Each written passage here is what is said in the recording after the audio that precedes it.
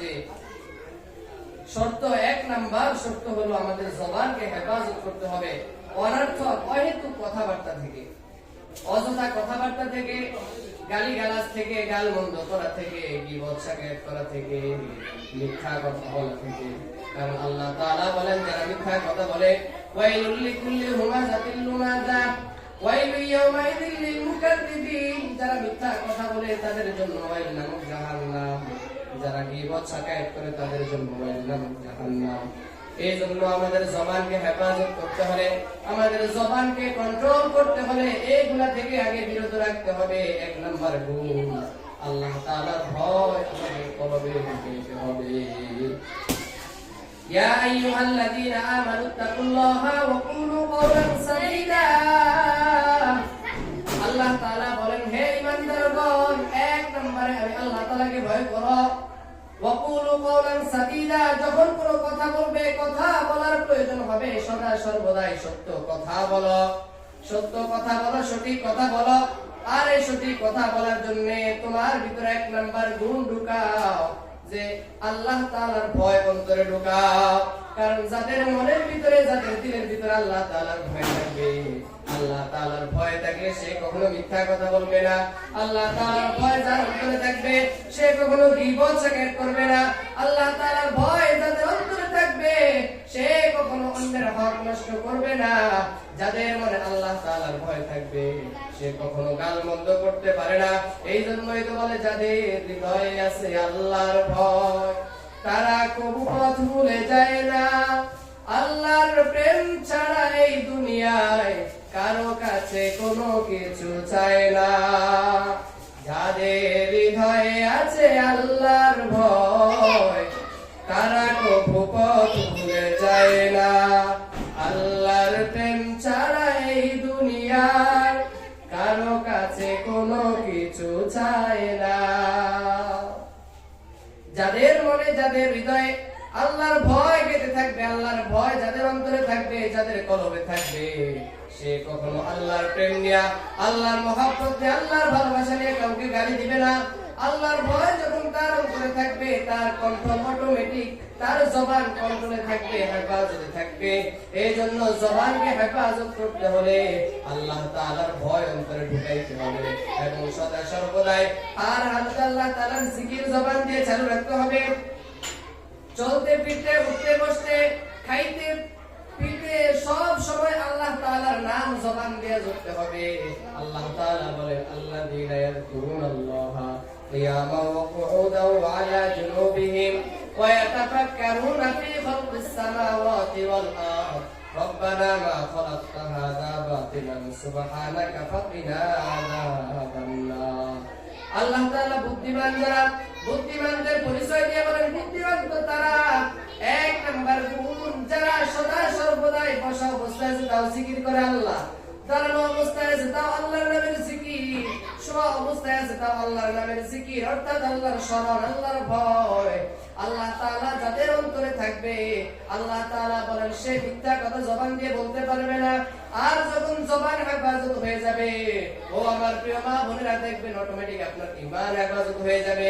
কারণ জবান দিয়ে অনর্থক কথা যদি বের নাই হয় তাহলে আপনার ঈমান নষ্ট হবে না। আর ঈমান নষ্ট হওয়ার কারণ এক নাম্বার হলো জবান দিয়ে খারাপ শব্দ বের হওয়া।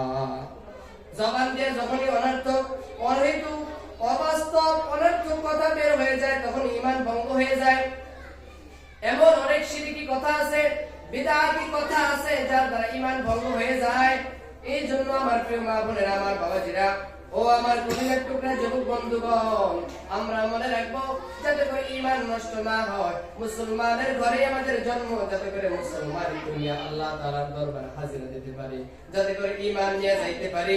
কারণ ঈমান নিয়ে যে যাইবে তার বড় দাম, তার বড় সম্মান। আর যার ভিতরে ঈমান থাকবে না সে কাফের, বেদিন, বেঈমানের মতো মারা যাবে। যদিও সে মুসলমান সন্তান কিন্তু সে ঈমান হারা অবস্থায় মৃত্যুবরণ করেছে। এই জন্য ঈমান ছাড়া অবস্থায় যাওয়া যাবে না। ঈমান ছাড়া অবস্থায় যদি কেউ মৃত্যুবরণ করে তাহলে কাফেরদের জন্য যে শাস্তি তাদের জন্য সে একই শাস্তি হবে। এই জন্য আমাদের এক নম্বরে ঈমান অবস্থায় থাকতে হবে, তারপর নামাজ কায়েম করতে হবে। সদা সর্বদাই 5 ওয়াক্ত নামাজ কমপক্ষে আল্লাহ তাআলার বিধান পালন করতে হবে, পর্দা করতে হবে। ও আমার প্রিয় মা বোনেরা, পর্দা করা আমাদের জন্য ফরজ, কিন্তু আজকে আমরা অনেকেই পর্দা করি না। পর্দা কি বুঝিও না, পর্দার ফায়দা কি সেটাও জানি না, পর্দা না করলে তার ক্ষতি কি সেটাও আমরা জানি না। অথচ আল্লাহ তাআলা বলেন, ও নারীরা তোমরা পর্দা করো, পর্দার ভিতরে থাকো, তোমাদের জন্য পর্দাকে ফরজ করা হয়েছে। ওয়াকুল লিল মুমিনাতি ইয়াগদুদনা মিন আবসারিহিন্না ওয়া ইয়াহফাজনা ফুরুজাহুন্না ওয়া লা ইউবদিনা যিনাতাহুন্না। আল্লাহ রাসূল সাল্লাল্লাহু আলাইহি ওয়াসাল্লাম কে আল্লাহ তাআলা বলেন, ও রাসূল, হে আপনি রাসূল, আপনি আপনার উম্মতদেরকে জানায় দেন, আপনি আপনার স্ত্রীদেরকে, নারীদেরকে জানায় দেন, তারা যেন পর্দার ভিতরে থাকে, কারণ তাদের জন্য পর্দা করা ফরজ। পর্দা সর্বদাই করতে হবে। আর যদি পর্দা না করে তাহলে তাদের হালতটা কি হবে? যদি কোনো নারী এমন কথা বলে যে আমি পর্দা করব না, পর্দার ভিতরে থাকবো না, তাহলে ও মা বোনেরা ভালো করে শুনে নেন, আপনার কিন্তু ইজ্জত থাকবে না, আপনার সম্মান থাকবে না, আপনার মর্যাদা থাকবে না। আপনার বড় মর্যাদা, আপনার বড় দাম, আপনার বড় সম্মান, আপনার বড় ইজ্জত, কিন্তু ইসলামের পূর্বে আপনার এই মর্যাদা ছিল না, আপনার এই ইজ্জত ছিল না, আপনার এই সম্মান ছিল না। আপনি ইতিহাস তালাশ করে দেখুন, ইসলাম আসার পূর্বে নারীদেরকে কি পরিমাণ অত্যাচার করা হতো, নারীদেরকে কি পরিমাণ জুলুম করা হতো, নারীদেরকে দাসী বানায় রাখা হইতো, নারীদেরকে যেভাবে ইচ্ছা সেভাবে পুরুষরা ব্যবহার করত, নারীদেরকে জীবিত পুঁতে দিত। কিন্তু ইসলাম আসার পরে নারীদেরকে এত সম্মান আর এত ইজ্জত দিয়েছে, যে ইজ্জত, যে সম্মান কোনো লোকে পৃথিবীতে নারীদেরকে দিতে পারে নাই। ইসলাম নারীদেরকে পরিমাণ মর্যাদা দিয়েছে, পরিমাণ সম্মান দিয়েছে। এখন মা বোনেরা বলবেন, হুজুর আপনাদেরকে যেহেতু সম্মান দিয়েছে, ইজ্জত দিয়েছে, তাহলে তো নেতৃত্ব আমরা দিব, তাহলে তো নেতৃত্ব আমাদের দিতে হয়। না না মা বোনেরা, সম্মান দেখে কিন্তু নেতৃত্ব দিতে হয় না, নেতৃত্ব দিতে হয় যোগ্যতা দেখে। আপনি সম্মানিত ব্যক্তি, সম্মানের পাত্র, আপনি মাটি কাটার জন্য যদি নেতৃত্ব দেওয়ার ক্ষেত্রে যদি স্বর্ণ ব্যবহার করেন হবে না, গাছ কাটার নেতৃত্ব দেওয়ার জন্য যদি স্বর্ণ ব্যবহার করেন হবে না, সেখানে দরকার, সেখানে প্রয়োজন পড়বে কুড়াল, সেখানে প্রয়োজন পড়বে দা, সেখানে প্রয়োজন পড়বে কোদাল। এইভাবে আপনি সেখানে যদি মাটি কাটার নেতৃত্ব দিতে গিয়ে সেখানে স্বর্ণ দিয়ে এই পর্যন্ত পৃথিবীর ইতিহাসে কেউ কোদাল তৈরি করে না, কুড়াল তৈরি করে না, কারণ মাটি কাটার নেতৃত্বে, গাছ কাটার নেতৃত্বে সেটা হবে লোহা, আর স্বর্ণ এটা সম্মানিত জিনিস, সম্মানিত বস্তু, কিন্তু এটা দিয়ে বানানো হয় জিনিসপত্র, অলংকার, যেটা দিয়ে নারী সাজসজ্জা করবে, এটা দিয়ে এই জিনিস তৈরি করা হয়। এই জন্য আর এটাকে রাখা হয় মডিফাই করে, যত্ন করে, খুব সিকিউরিটির ভাবে ভিতরে রাখা হয়। ও নারী, ও আমার মা বোনেরা, আপনারা সম্মানিত, আপনারা মর্যাদাবান। এই জন্য আপনাদের মর্যাদা হওয়ার কারণে, আপনারা সম্মানিত হওয়ার কারণে, আপনারা দামি হওয়ার কারণে, শ্রেষ্ঠ হওয়ার কারণে আপনাদেরকে থাকতে হবে পর্দার ভিতরে।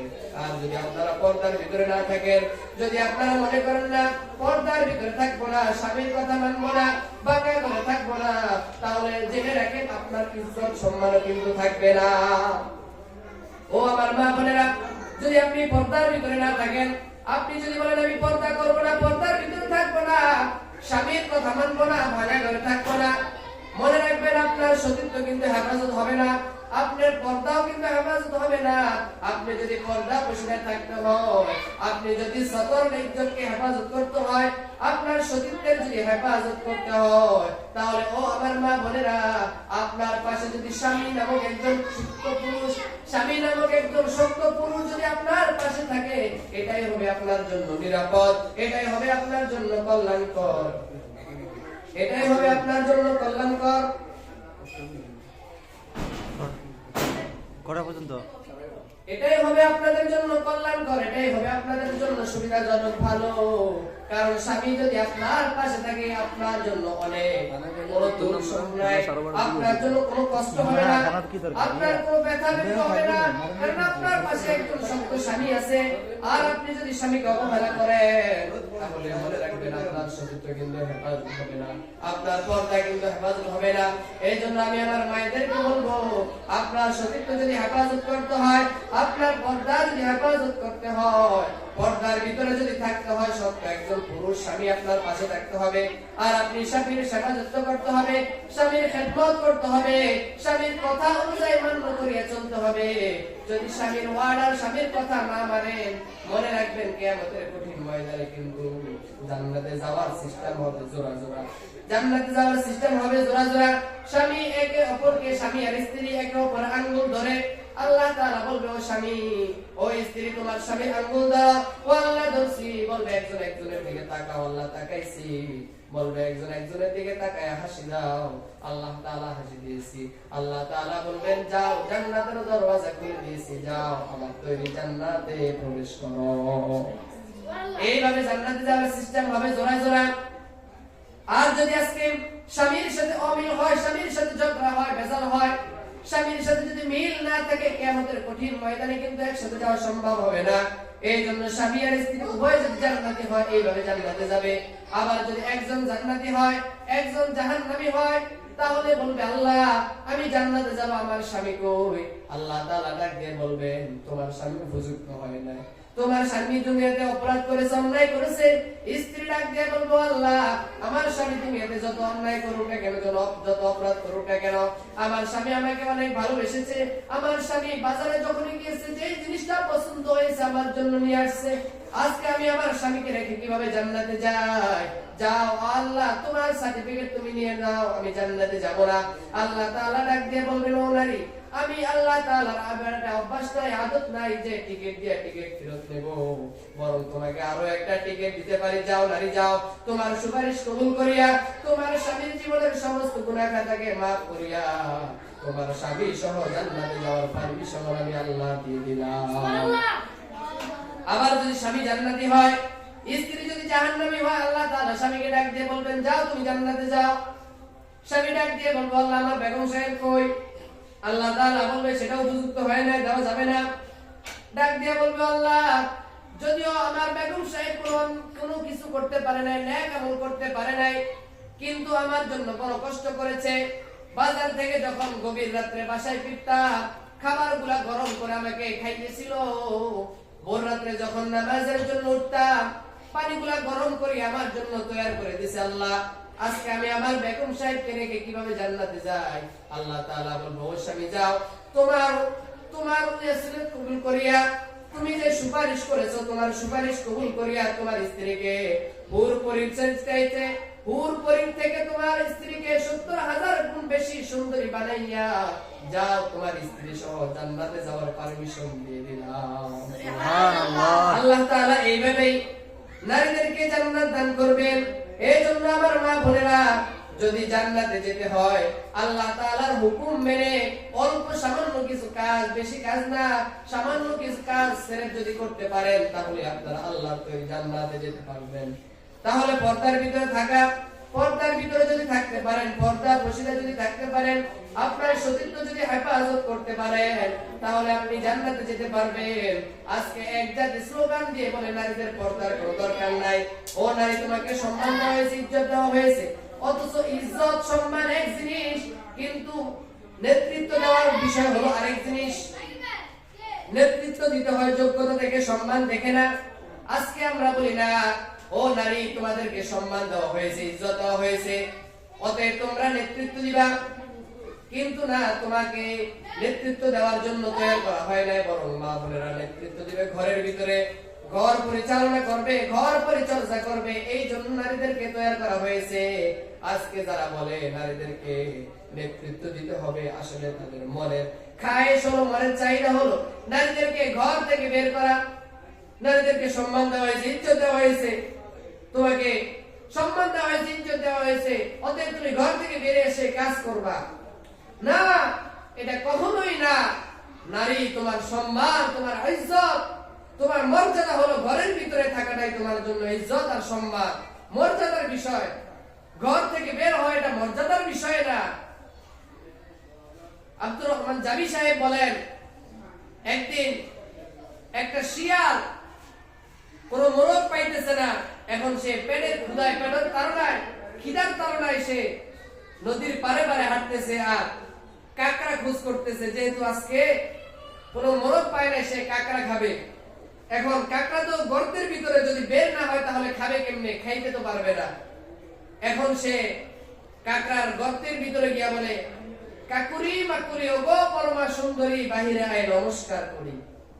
কাকুরি মাকুরি ওগো পরমা সুন্দরী বাহিরে আয় নমস্কার করি, মানে বাহিরে আয় সালাম করি। আজকে ইহুদি খ্রিস্টানরা, নাস্তিক বেঈমানেরা বলে, ও নারী, তোমাদেরকে সম্মান দেওয়া হয়েছে, ইজ্জত দেওয়া হয়েছে, তোমাদেরকে মর্যাদা দেওয়া হয়েছে, আসো বাহিরে আসো, নেতৃত্ব দাও। এই কথা বলে নারীদেরকে ঘর থেকে বের করার জন্য পায়তারা শুরু করে দিয়েছে। আর এর দ্বারা উদ্দেশ্য হলো, আপনারাই বলেন, এই যে শিয়াল কাকুরি মাকুরি ওগো পরমা সুন্দরী বাহিরে আয় নমস্কার করি, আসলে কি নমস্কার করবে না খেয়ে ফেলবে? নিয়ত কি? খাওয়ার নিয়ত, আর মুখ দিয়ে বলতেছে নমস্কার। ঠিক ইহুদি খ্রিস্টান বেদিন বেঈমান নাস্তিক ইসকন নামক বেদিন বেঈমানেরা, তাদের নিয়ত হলো নারীরা বের হও, তোমাদেরকে খাবো, তোমাদেরকে ভক্ষণ করব, কিন্তু মুখে মুখে স্লোগান হলো তোমাদেরকে সালাম জানাইবো, তোমাদেরকে সম্মানের আসনে বসাইবো, তোমাদেরকে চেয়ার দিব, ক্ষমতা দিব। কিন্তু না না, ও আমার প্রিয় মা বোনেরা, স্পষ্ট ভালো করে শুনে রাখেন, তাদের ভিতরে নিয়ত হলো খাবার, উপরে নিয়ত হলো আপনাদেরকে ঘর থেকে বের করার, সম্মানের কথা মুখ দিয়ে, কিন্তু জবানে মুখে জবানে হলো বের করা সম্মান, আর ভিতরে নিয়ত হলো আপনাদেরকে খেয়ে ফেলা। এখন এক নাম্বার কথা হলো, তোমার যদি সম্মান দিতে হয়, নারীদেরকে মর্যাদা দিতে হয়, তাহলে ঘরে এসে মর্যাদা দাও, নারীদেরকে পর্দার ভিতরে সম্মান দাও, ইজ্জত দাও। কাকড়া বুঝে ফেলেছে শিয়াল হলো আমাদের শত্রু, শিয়াল আমাকে কিভাবে সালাম দেয়। আজকে বড় আফসোস লাগে, বড় দুঃখ লাগে, আমার দেশের মা বোনেরা বুঝতে পারে না যে ইহুদি নাস্তিক বেদিন বেঈমানেরা, ইসকন নামক দালালেরা, ইহুদি হিন্দুদের দালালেরা, ভারতের দালালেরা, যে নারীদেরকে ঘর থেকে বের করে খাবার জন্য, আমার দেশের মা বোনেরা সেটা বুঝে না। বরং আমার দেশের মা বোনেরা মনে করে না আমাদেরকে খুব সম্মান দিতেছে। তাদের নিয়ত হলো তাদেরকে সম্পূর্ণ খেয়ে ফেলা, নষ্ট করে ফেলা। পত্রিকা পেপার খুঁজে দেখেন, খবর সংবাদগুলো পড়ে দেখেন, এমন কোন একজন নারীর ইতিহাস দেখাইতে পারবেন না যে নারী, যে স্ত্রী সদা সর্বদাই পর্দার হালতে থেকে, পর্দার ভিতরে থেকে নাস্তিক বেদিন বেঈমানের হাতে নির্যাতনের শিকার হয়েছে। যারা এই পর্যন্ত নির্যাতনের শিকার হয়েছে, যে মা বোনেরা, প্রত্যেকটা মা বলেই রাস্তায় বের হয়েছে সম্মান আর ইজ্জত পাওয়ার জন্য, আর তারাই এইভাবে রাস্তাঘাটে লাঞ্ছিত, অপমানিত, অবহেলিত হয়েছে। আমার প্রিয় মা বোনেরা, কাকড়া বুঝে ফেলেছে, ও শিয়াল, তুমি যদি আমাকে সম্মান দিতে হয়, মর্যাদা দিতে হয়, তাহলে আমি ঘর থেকে কেন বের হব? সেও সুরে সুরে উত্তর দিতেছে, আজকের দিনটা মেঘলা মেঘলা ভাব, শরীরে উঠছে জ্বর, আজকের নমস্কারটা বাইরে থেকে কর। আজকের নমস্কারটা কি? বাইরে থেকে কর। বাইরে হইতাম আমি।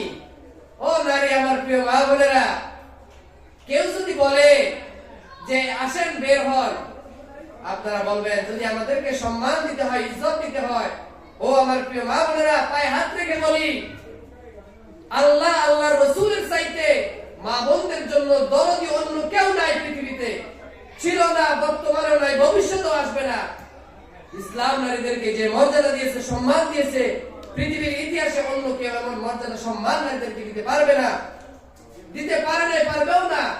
এই জন্য আমার প্রিয় মা বোনেরা, আমরা যদি পর্দার ভিতরে থাকি, ইসলামের ভিতরে থাকি, আল্লাহর হুকুম রাসূলের তরিকা অনুযায়ী যদি আমাদের জীবনকে পরিচালনা করি, আয়েশা সিদ্দিকার জীবনী পড়ে দেখি, খাদিজাতুল কুবরার জীবনী পড়ে দেখি, ফাতেমা রাদিয়াল্লাহু তাআলা আনহার জীবনী পড়ে দেখি, আসিয়া আলাইহিস সালামের জীবনী পড়ে দেখি, তাদের জীবনে তারা কিভাবে কাটিয়েছেন, তারা কিভাবে দুনিয়া ত্যাগ করেছেন, দুনিয়াতে সময় কাটিয়েছেন। আমরা তাদের ইতিহাসগুলা দেখি, তাদের কিতাবগুলা, বই পুস্তকগুলা পড়ি ঘরে বসে, তাহলে আমরা জানতে পারবো তারা কিভাবে পর্দার ভিতরে থেকেছেন, আল্লাহ তাআলা এবং রাসূল কিভাবে তাদেরকে মর্যাদা সম্মান দিয়েছেন। আমার প্রিয় মা বোনেরা, আমরা যদি সম্মান পেতেই হয় তাহলে আমাদের পর্দার ভিতরে থাকার বিকল্প অন্য কোনো পথ নাই। এই জন্য আমাদেরকে পর্দার ভিতরে থাকতে হবে।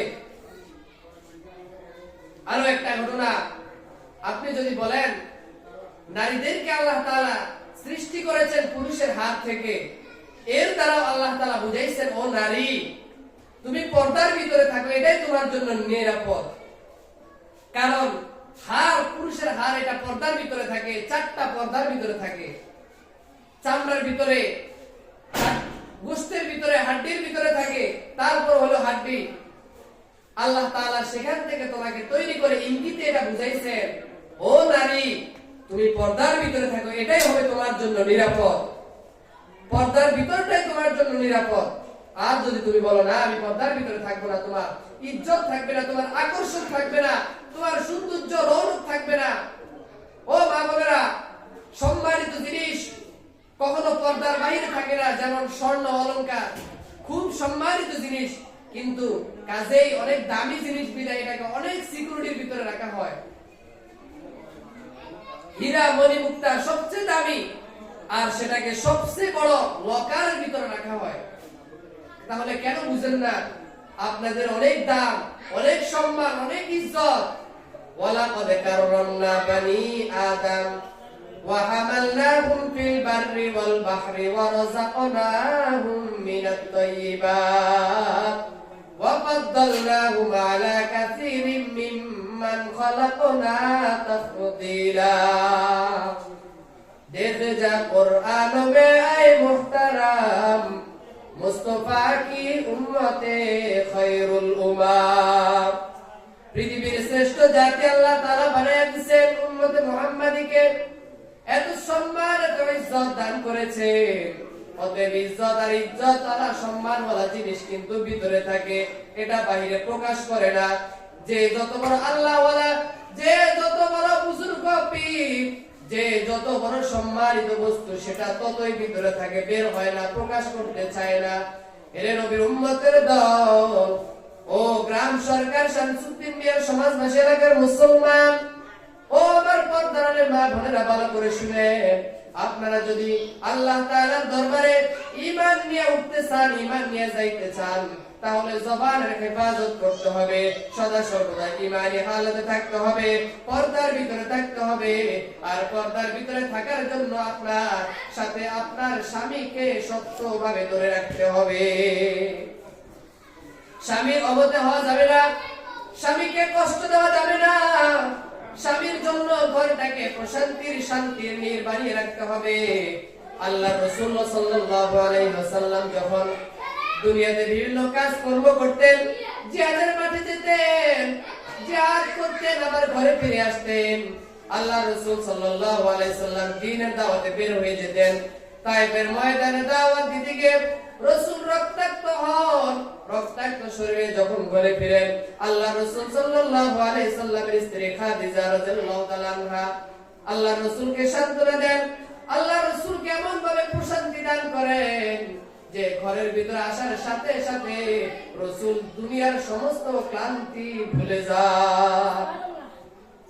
এই জন্য আমার প্রিয় মা বোনেরা, আপনারা যদি স্বামীদের জন্য ঘরটাকে শান্তির নীড় বানায় রাখতে পারেন, যখন স্বামী বাহিরে কাজ করে, ব্যবসা বাণিজ্য করে, যখন ক্ষেত খামার করে, জমি করে, কৃষি কাজ করে, দোকানপাট করে, আর যখন রাতের বেলা ঘরে ফিরে আসে, দুপুর বেলা ঘরে ফিরে আসে, আপনি যদি আপনার কাপড়ে আঁচল দেয়া স্বামীর ঘামটা একটু মুছে দেন, এক গ্লাস ঠান্ডা পানি নিয়ে স্বামীকে উপহার দেন, স্বামী তুমি পান করো, বলেন আপনার স্বামী আপনাকে মহব্বত করবে না তো কাকে মহব্বত করবে? এইভাবে আমার মা বোনেরা স্বামীর জন্য ঘরটাকে শান্তির নীড় বানিয়ে রাখবেন। আল্লাহ তাআলা আপনাদেরকে সৃষ্টি করেছেন আজওয়াজাল লিতাসকুনু ইলাইহা ওয়া মিন আয়াতিহি আন খালাকা লাকুম মিন আনফুসিকুম আজওয়াজাল লিতাসকুনু ইলাইহা আল্লাহ তাআলা বলেন, ও নারী, তোমাকে সৃষ্টি করা হয়েছে এই জন্য যেন ঘরে স্বামীরা ফিরে শান্তি লাভ করতে পারে, স্বামীরা ঘরে এসে যেন শান্তি লাভ করতে পারে। আজকে অবস্থা সমাজের এমন হয়ে গেছে, যখনই স্বামী ঘরে ফিরে তখনই মা বোনরা স্বামীদের মাথা আরো গরম করে দেয়, এইটা লাগবে সেইটা লাগবে। নবীজির স্ত্রীরা কখনো এমন করেন নাই, সাহাবায়ে কেরামের স্ত্রীগণ কখনো এমন করেন নাই। তাদের সাথে আপনার যত জরুরত, যত প্রয়োজন সব পূরণ করা স্বামীর উপর দায়িত্ব। কিন্তু আপনি আস্তে ধীরে বলবেন, বুঝায় বলবেন, পরবর্তীতে বলবেন। যখন বাহিরের কাজ করে ক্লান্ত নিয়ে ঘরে ফিরে এসে তখন সাথে সাথে আপনার 1 নাম্বার কাজ হলো আপনি তাকে প্রশান্তি দেয়া, স্বামীর সাহস যোগানো, যাতে স্বামী পরের দিন কাজ করতে পায়। কারণ রাসূল সাল্লাল্লাহু আলাইহি ওয়াসাল্লাম যখন কোরআন অবতীর্ণ হলেন, রাসূল সাল্লাল্লাহু আলাইহি ওয়াসাল্লাম বিতসংগ্রস্ত হয়ে গেলেন। ইকরা বিসমি রাব্বিকাল্লাযী খলাক, খলাকাল ইনসানা মিন আলাক, ইকরা ওয়া রাব্বুকাল আকরাম আল্লাযী আল্লামা বিল কলাম। এইভাবে যখন কোরআন অবতীর্ণ হয়, রাসূল তো বলেন, আমি পড়তে পারি না, পড়তে জানি না, কি পড়বো। রাসূল কারীম সাল্লাল্লাহু আলাইহি ওয়াসাল্লাম বিতসন্ত্রস্ত হয়ে গেলেন। ঘরে ফিরার পর আয়েশা খাদিজাতুল কুবরা রাদিয়াল্লাহু তাআলা আনহা বললেন, আল্লাহর কসম করে বলি, আপনি ধ্বংস হবেন না, আল্লাহ আপনাকে ধ্বংস করবেন না। এইভাবে স্বামীকে এমন সাহস জুগাইতেন রাসূল কারীম সাল্লাল্লাহু আলাইহি ওয়াসাল্লাম। পরের দিন কাজ করার জন্য আবার এনার্জি খুঁজে পেতেন। এইভাবে স্বামীর ডাকে সাড়া দেয়া, নিজের শরীরের হেফাজত করা, স্বামীর সম্পদের হেফাজত করা, ছেলে মেয়েদের দেখাশোনা করা, এইভাবে এই দায়িত্বগুলো যদি আমরা পালন করতে পারি, আমাদের ফ্যামিলি, আমাদের সমাজ শান্তির সমাজে পরিণত হয়ে যাবে। আমার প্রিয় মা বোনেরা, যে আলোচনাটুকু করলাম, যদি ঈমান অবস্থায় থাকতে হয়, ঈমান নিয়ে কবরে যাইতে হয়, আল্লাহ তাআলার জান্নাত যদি পেতে হয়, ঈমান নিয়ে যাইতে হবে। দুনিয়াতে কোনো অনর্থক কথা বলা যাবে না। সকাল সন্ধ্যায় মা বোনরা যখন মিলিত হয়, প্রতিবেশীরা যখন মিলিত হয়, যাতে করে কোনো অনর্থক কথা জবান দিয়ে বের না হয়ে যায়, এই জন্য জবানকে হেফাজত করবেন। 1 নম্বরে জিকির করবেন সদা সর্বদাই, চলতে ফিরতে, উঠতে বসতে, হার হালতে লা ইলাহা ইল্লাল্লাহ, লা ইলাহা ইল্লাল্লাহ, এইভাবে সদা সর্বদাই জিকির করবেন, কোরআনের তেলাওয়াত করবেন। তাহলে জবান হেফাজত থাকবে অনর্থক কথা থেকে। এইভাবে যদি জবানকে হেফাজত করতে পারে, তাহলে আপনার ঈমান অনেকটাই হেফাজত হয়ে যাবে। তারপর স্বামীর অনুসরণ করবেন, অনুগত্য করবেন, নিজের সতীত্বের হেফাজত করবেন। সতীত্বের হেফাজতের জন্য স্বামীর কখনো অবাধ্য হবেন না, স্বামীর বাধ্য থেকে স্বামীর অনুগত্য করবেন। যে আলোচনাটুকু করেছে, আল্লাহ তাআলা আমার সকল মা বোনদেরকে আমল করার তৌফিক দান করুন, বলে আমিন। নাসরুম মিনাল্লাহি ওয়া ফাতহুন ওয়া বাশশিরিল মুমিনিন। আসসালামু আলাইকুম ওয়া রাহমাতুল্লাহি ওয়া বারাকাতুহু। মাশাআল্লাহ।